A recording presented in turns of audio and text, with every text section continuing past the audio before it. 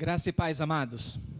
Jesus abençoe grandemente sua vida. É um prazer enorme poder estar na casa do Senhor, adorando o nome do nosso Cristo. E também muito obrigado pelo carinho de nos deixar adentrar o seu lar. E a sua participação é muito importante, vai nos ajudando aí, vai colocando, vai dizendo se está tudo ok com o som, com o volume, com a imagem.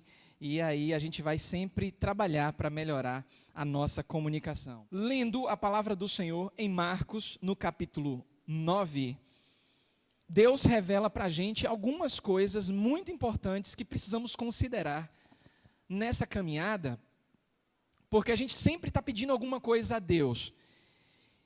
E não são poucos, irmãos, são muitos que estão desistindo da caminhada cristã, porque oram, pedem a Deus algo, pedem um livramento, pedem para sair de um determinado sofrimento, e a resposta não vem.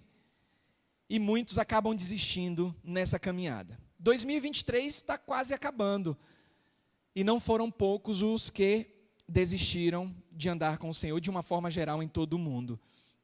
Só que tem segredos na palavra do Senhor que nos chama a atenção, eu quero compartilhar com os irmãos nesse momento. Marcos, capítulo 9, a partir do 17. Você tem aí? Diz assim a palavra do Senhor. Acompanhe comigo. Marcos 9, a partir do versículo 17. A Bíblia diz que um dentre a multidão respondeu: Mestre, trouxe-te o meu filho, como ele estava? Olha como o filho deste rapaz, dessa pessoa estava. A Bíblia declara que ele estava possesso de um espírito mudo. E este, onde quer que o apanha, lança-o por terra, e ele espuma, rilha os dentes e vai definhando. Roguei aos teus discípulos que o expelissem, e olha, irmãos, o detalhe, a Bíblia diz que eles não puderam fazer nada. Imagine, tem um pedido de socorro por parte das pessoas que estavam andando com Jesus, e no momento, nesse testemunho, eles dizem: aqueles que caminham contigo não puderam fazer nada. Eu fui até a pessoa certa. Eu sei que o Senhor faz milagres. Tem pessoas abençoadas que andam contigo, mas eles não puderam fazer nada.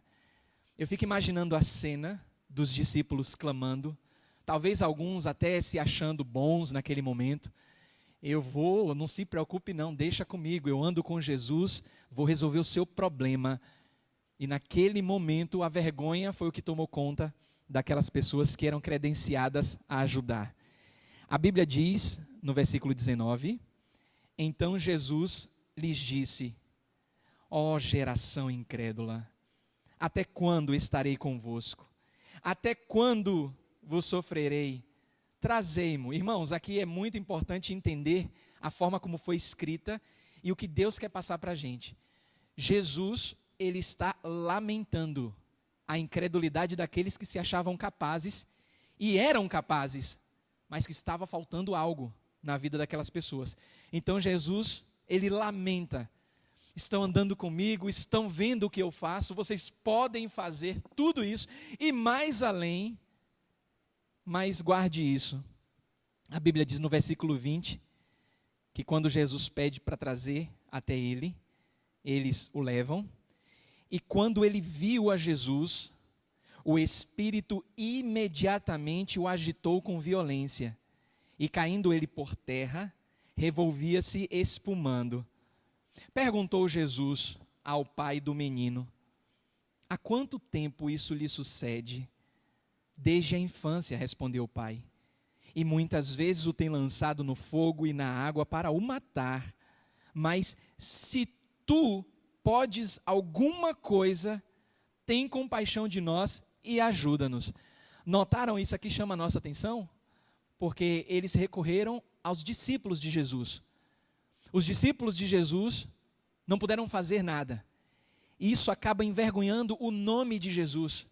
E a prova da vergonha do nome de Jesus é que quando o homem é chamado e vai falar com o próprio Jesus, o homem, num ato de ousadia, o homem diz: se o senhor pode fazer alguma coisa, faz. Seus discípulos não puderam. Se tu podes, faz alguma coisa. Era a última cartada. A Bíblia nos mostra que Jesus então responde no 23. Se podes, tudo é possível a quem, irmãos? Ao que crê. Tudo. Nada é impossível.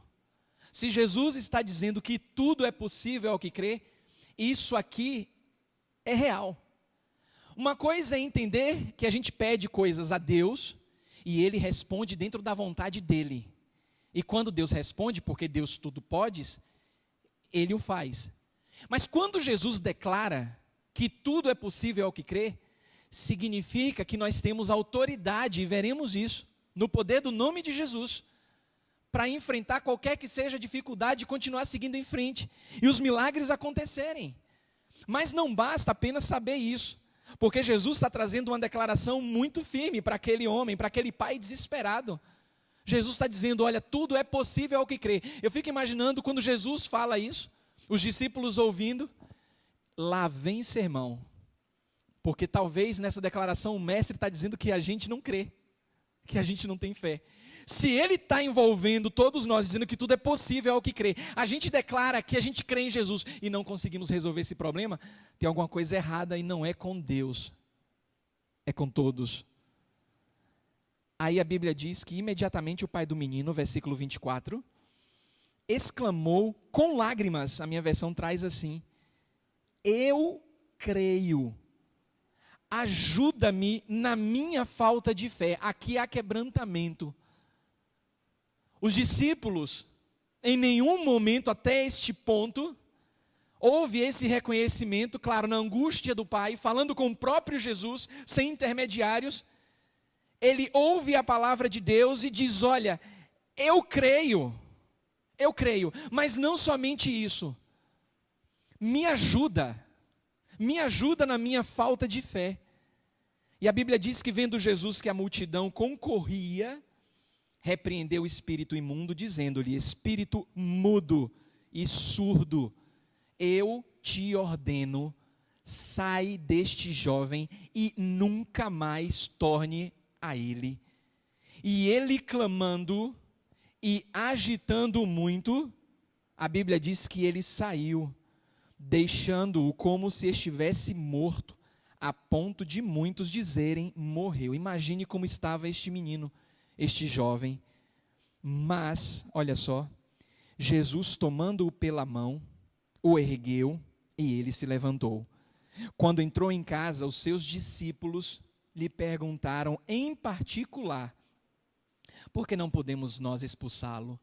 Então Jesus responde, esta casta, este tipo de demônio, este tipo de potestade, este tipo maléfico, não pode sair senão por meio de oração, e outras versões até trazem aí a palavra jejum e oração. Notaram que é um trabalho espiritual que envolve a ação de Deus e a participação do homem. Essa declaração ela é muito poderosa dentro desse contexto, porque é Jesus quem diz para mim e para você que a gente pode tudo se a gente crê. Mas então, meu Deus, eu tenho clamado, eu tenho orado, eu tenho pedido e não acontece. Essas palavras de Jesus, dentro desse contexto, é um prato cheio e nos convida a refletir sobre a importância da nossa fé. Se ela está no patamar de crença apenas, ou se a gente crê, entende o que a gente crê e toma uma atitude.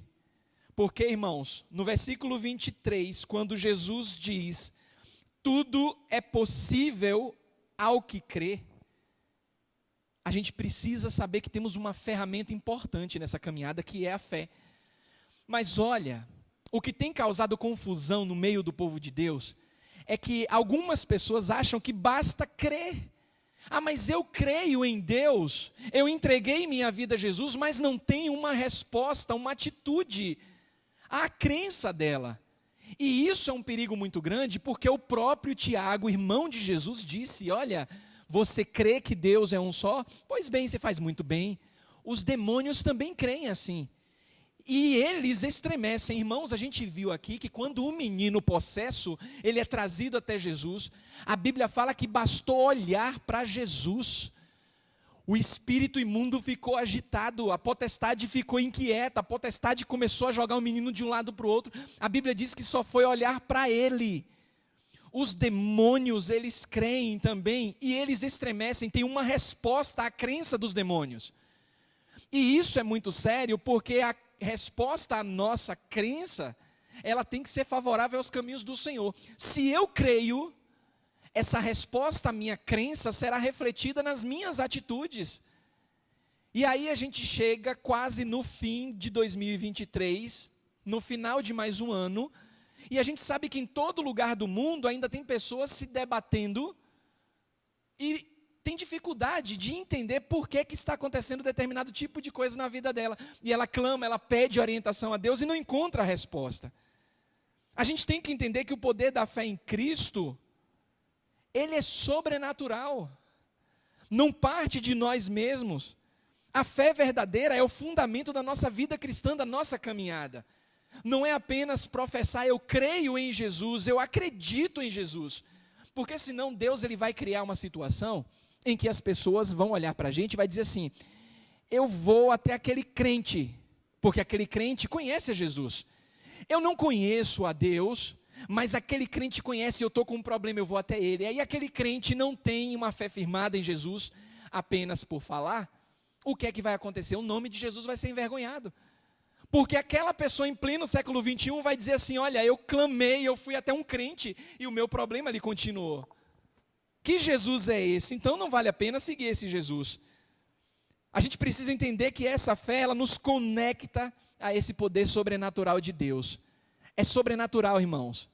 Quando você imagina tudo que existe e foi criado por Deus, você começa a perceber que o poder do Espírito Santo que habita em você pode determinar pela vontade de Deus e fazer com que você faça coisas tremendas, que você até vai duvidar de ter feito pelo poder de Deus, porque é sobrenatural.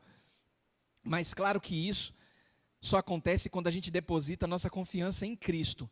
De que forma a gente faz isso? Reconhecendo que Ele é o único capaz de realizar o impossível nas nossas vidas. Só Ele pode fazer. Você não pode fazer. Mas espera lá, o pastor acabou de dizer e mostrou na Bíblia que tudo é possível ao que crê e que exercita essa fé em Jesus. Você tem um problema familiar, você já pensou em desistir? É o problema na sua fé. Porque aquele problema familiar tem pessoas no mundo inteiro passando por coisa pior. Você tem um problema no trabalho e já pensou em desistir? Tem pessoas passando por problemas piores e não desistiram. Você tem um problema que você lançou nas mãos do Senhor e a solução não veio e você pensa em desistir? Você tem que fortalecer a sua fé, porque a fé em Cristo, ela nos encoraja a acreditar que todas as promessas de Deus, elas serão cumpridas, todas. E se Ele pode, Ele foi confrontado. Aquele homem falou, Senhor, se Tu podes, cura o meu filho. E a minha versão, ela traz como uma exclamação, se podes, não é nem uma pergunta, se pode, você poderia dizer, se podes, se eu posso, tem uma exclamação, Jesus disse, se podes, você não faz ideia. Tanto é que a resposta daquele homem é a seguinte, eu creio, e me ajuda, Senhor, a fortalecer o quê? A minha fé. Ele reconhece que realmente em Cristo ele pode, mas que precisa desse poder na fé, porque quando isso acontece, as circunstâncias que parecem contrárias, Deus tem o poder de transformar todas elas. Mas creia no seu trabalho, na sua vizinhança, na sua família. Porque, irmãos, nós lemos também aí no versículo 25 e 26, tudo é possível ao que crê, mas não é crer de qualquer forma, é crer com autoridade. Olha, não confunda autoridade com autoritarismo. É autoridade em Cristo Jesus. A Bíblia diz no versículo 25 que Jesus ele repreende o espírito imundo. O que é que ele diz para o espírito? Como é que está aí na sua versão?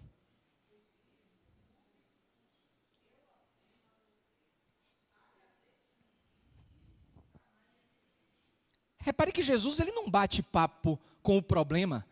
Jesus, ele não traz cafezinho para o problema. Jesus não dialoga com o problema. Jesus, ele é curto e grosso, como no bom popular. Espírito mudo e surdo. Eu te ordeno. Sou eu quem está mandando. É o nome de Jesus que está em jogo. E Jesus diz, saia dele e não volte nunca mais. Ah, pastor, mas foi Jesus quem disse. Mas espera lá, o que é que você tem habitando em você? O Espírito Santo, você tem o próprio Deus habitando em você. Isso significa que a autoridade que Jesus tem, nós temos em Cristo também. A autoridade dada por Deus. O que é que Jesus faz? Jesus demonstra esse poder e autoridade expulsando o espírito imundo na vida daquele jovem. Agora pense comigo, você tem a autoridade de Cristo na sua vida. Você não precisa simplesmente sair por aí apontando, isso é autoritarismo. Mas quando você tem um problema, e todos nós temos um problema, o que é que a gente faz? Muitas vezes nos acuamos, ficamos reféns dos nossos sentimentos, dos nossos pensamentos, quando a própria Bíblia nos ensina que temos autoridade em Deus, autoridade em Cristo Jesus. Assim como Jesus, ele tinha autoridade sobre os espíritos malignos, você também tem, porque ele colocou o seu nome no livro da vida. Você faz parte do projeto de Deus. Toda a autoridade que foi dada a Jesus foi conferida a você também. Você pode exercitar isso na caminhada, porque como cristãos, irmãos, nós somos filhos de Deus. Nós temos o poder que Deus nos deu para resistir ao mal, e não somente isso, repreender a obra do inimigo e proclamar sim a vitória de Cristo nas nossas vidas, no nosso lar. Claro, você não vai chegar para um incrédulo da sua família e dizer, olha, eu te repreendo, colocar a mão na cabeça dele, até porque isso é muito perigoso, isso também é um mau testemunho. Mas você pode repreender no seu pensamento. Você não é inimigo do seu marido, da sua esposa, dos seus filhos. O nosso adversário, a Bíblia deixa muito claro, o nosso adversário são os demônios, Satanás e seus demônios. E para se combater, só com armas espirituais. Aí a gente quer combater do nosso jeito. Eu fico imaginando naquele contexto, os discípulos tentando combater do jeito deles. Estavam andando com Jesus, viram os milagres de Jesus, mas numa situação, eles não sabiam o que fazer. Talvez até achassem que sabiam, mas foram envergonhados. Mestre, o meu filho está aqui, ó. Eu solicitei aos seus seguidores, não puderam fazer nada. Quando a gente começa a entender isso, a gente exerce a nossa autoridade em Cristo. E sabe o que é que vai acontecer? O impossível na sua vida. O impossível vai acontecer. Quando você pensar que está tudo perdido, aí é que Deus diz, olha aí o impossível acontecendo. Irmãos, acontece, irmãos. Basta a gente crer e exercitar a nossa fé. Porque a Bíblia é que está declarando que tudo é possível ao que crê. É a palavra de Deus. Nós temos a autoridade de Cristo. Mas lembra que eu comecei falando que tem a parcela de Deus, tem as circunstâncias desfavoráveis, mas também tem a minha parcela. O meu entendimento e a prática e o uso daquilo que Deus me fornece. No versículo 29, Jesus, a forma como ele fala, parece que dá a entender que os discípulos sabiam disso, só não lembraram de colocar em prática.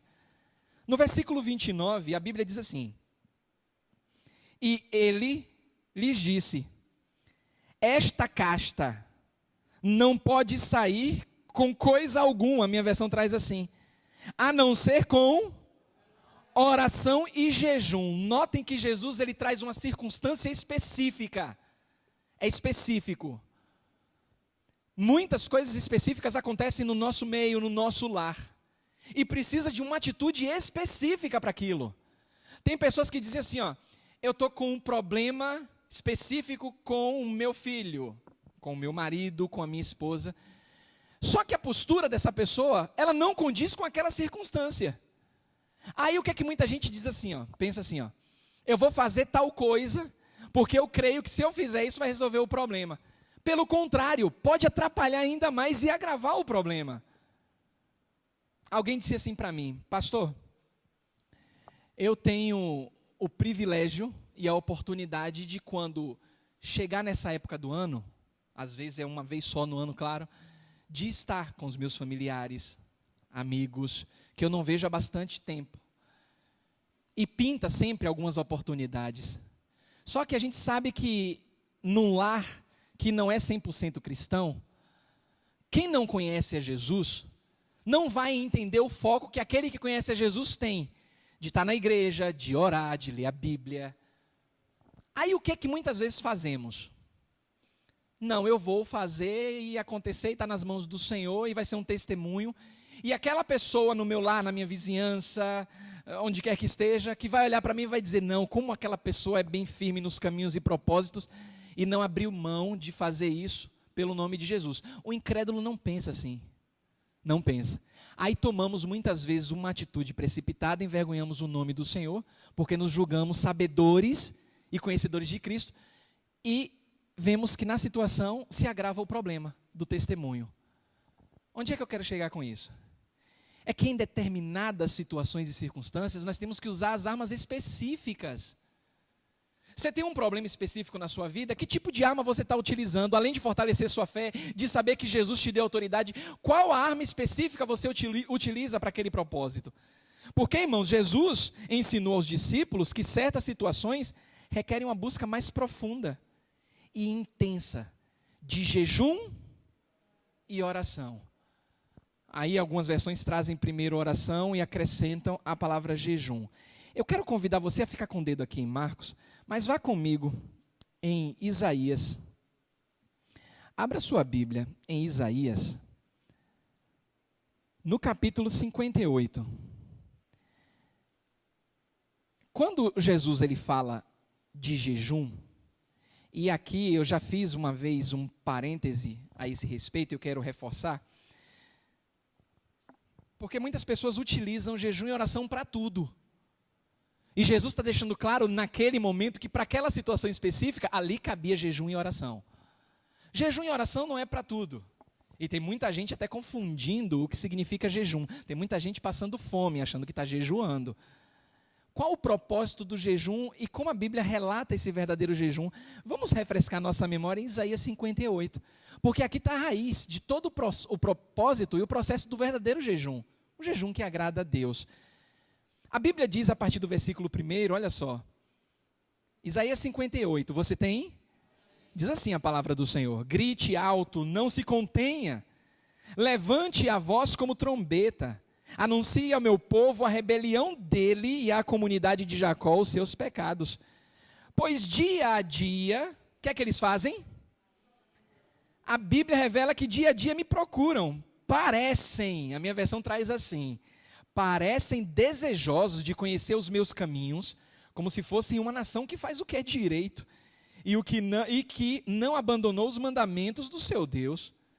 Pedem-me decisões justas, e parecem desejosos de que Deus se aproxime deles. E olha só o que eles fazem. Versículo 3, por que jejuamos? Dizem, e não viste. Por que nos humilhamos e não reparaste? Contudo, no dia do seu jejum, vocês fazem o que é do agrado de vocês, agrado próprio, e exploram os seus empregados. Trocando aqui em miúdos, Deus está repreendendo uma nação que estava procurando ele através do jejum, através da oração, mas o coração estava voltado para as suas necessidades em particular. Isso aqui abre um leque de possibilidades. Porque as pessoas, elas clamam a Deus, mas elas são egoístas, elas estão querendo se livrar do problema. Quando Deus, no problema, nos auxilia. E o nome dele é engrandecido. A Bíblia diz que esse jejum termina no versículo 4, em discussão e rixa, em brigas, a minha versão traz assim, em brigas de socos brutais. Vocês não podem jejuar como fazem hoje e esperar que a sua voz seja ouvida no alto. Será esse o jejum que escolhi, que apenas um dia o homem se humilhe, incline a cabeça como junco e se deite sobre o pano de saco e cinzas? É isso que vocês chamam de jejum? Um dia aceitável ao Senhor? Notaram, irmãos, o confronto?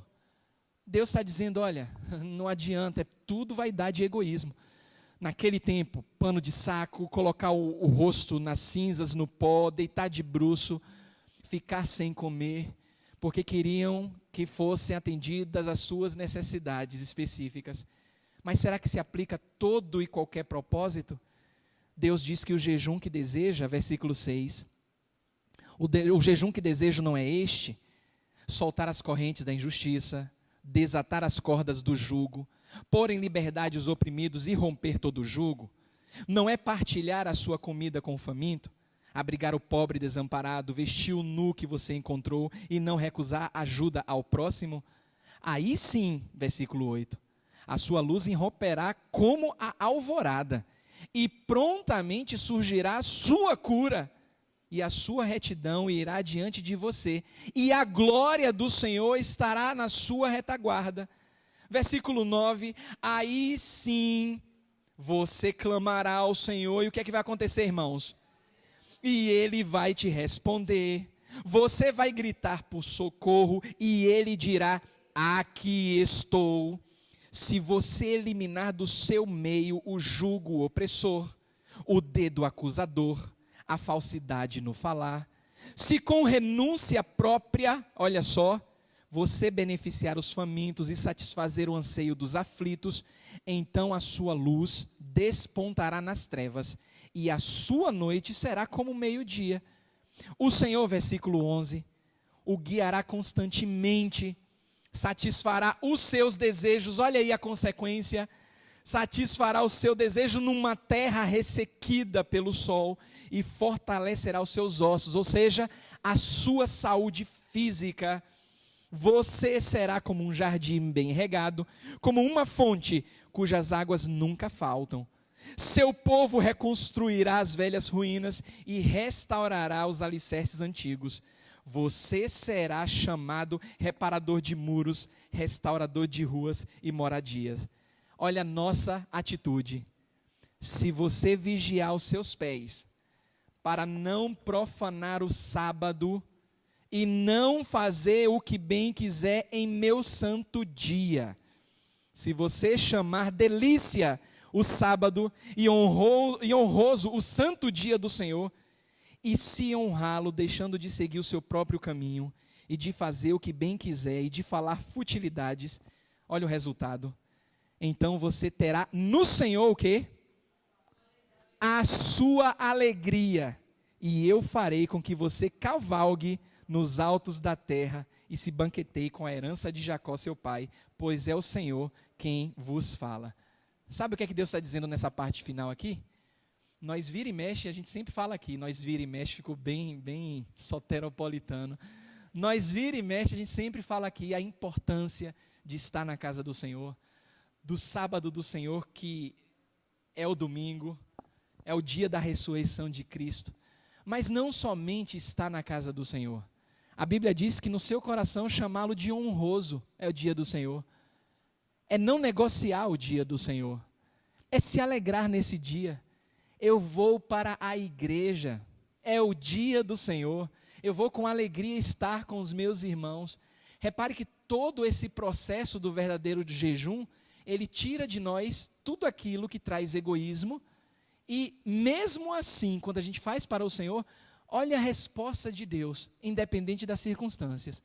Aí a gente volta lá para Marcos, no capítulo 9, porque além de Jesus ter dito que tudo é possível ao que tem fé em Cristo, e que tudo é possível ao que crê e exerce essa autoridade em Jesus, tudo, irmãos, mas olha, tudo é possível ao que crê, com oração e jejum.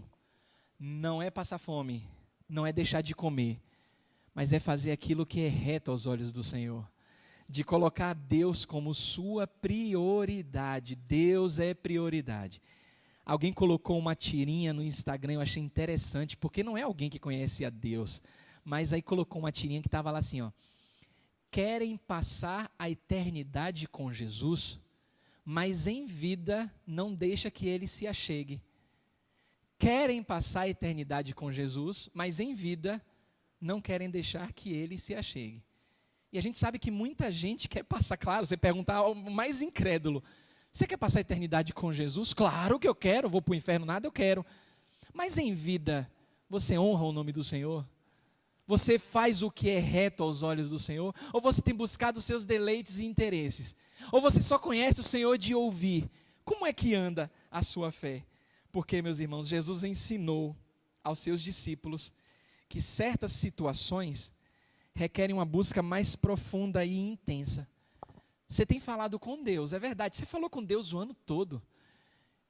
E tem algumas respostas que você está guardando de Deus. Talvez seja o sim de Deus, talvez seja o não de Deus, talvez seja o espere do Senhor. Não aconteceu ainda. Mas o que é que você tem feito? Porque você é uma pessoa que crê em Deus. Mas que tipo de fé é essa? O que é que essa fé faz em resposta na sua caminhada? Porque quando Jesus chega nesse ponto, ele nos mostra que a oração e o jejum nos ajuda a cultivar uma vida de comunhão íntima com Ele. É intimidade com o Senhor. Isso faz com que o nosso entendimento nessa dependência do Senhor seja real.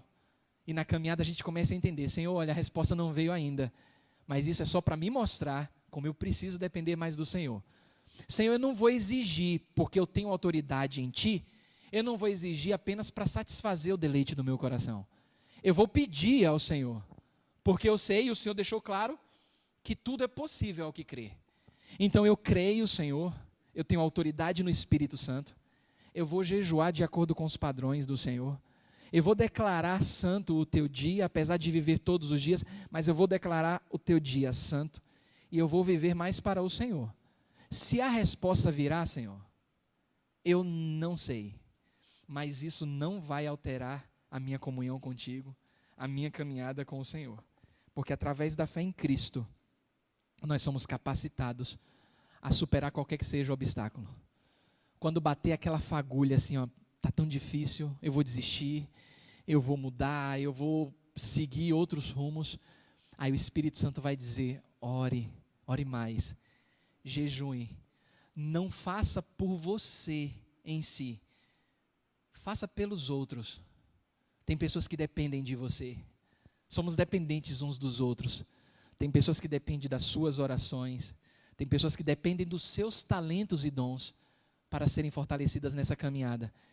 Não deixe que ato egoísta determine a sua atitude em Cristo, porque esse ensinamento de Marcos capítulo 9, ele nos inspira, ele fortalece a nossa fé, nos faz entender que temos autoridade em Jesus, mas nos torna humildes a sermos dependentes do Senhor.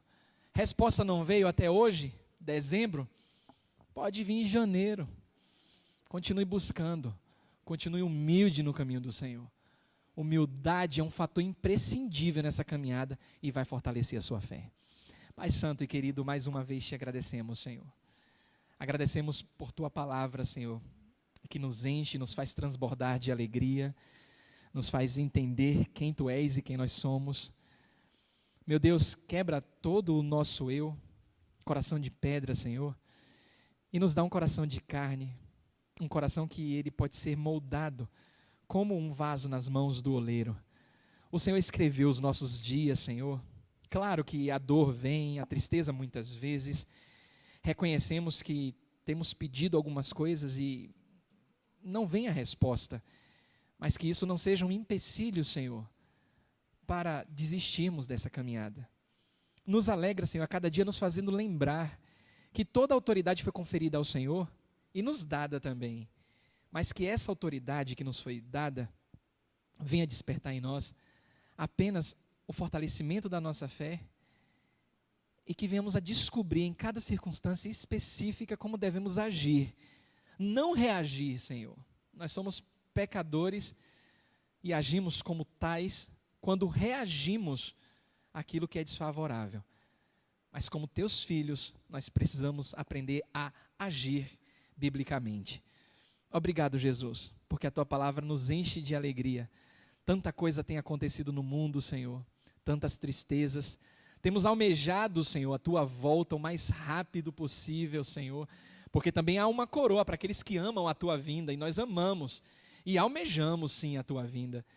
Então, Pai, tem misericórdia, Senhor, daqueles que não conhecem ao Senhor, e que através de um bom testemunho, Pai, possamos ser bênçãos na vida daqueles que precisam da gente.